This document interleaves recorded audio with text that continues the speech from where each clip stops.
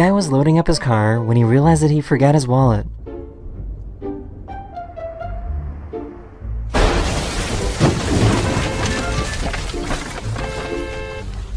Back in 2018, this massive mudslide in Switzerland was caught coming down a mountain.